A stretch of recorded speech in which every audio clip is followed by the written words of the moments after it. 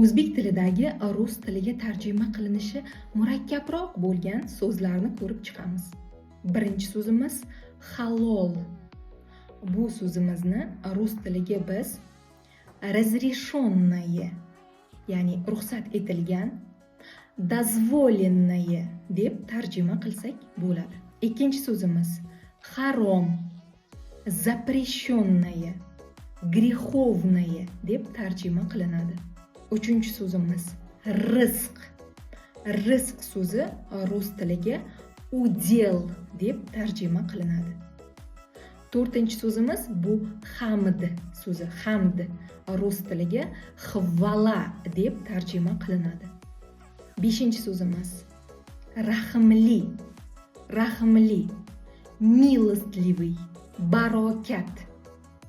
Barokat, благодать. Yettinchi so'zimiz jannat, ray.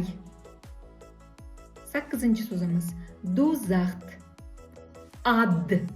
To'qqizinchi so'zimiz duo, malba.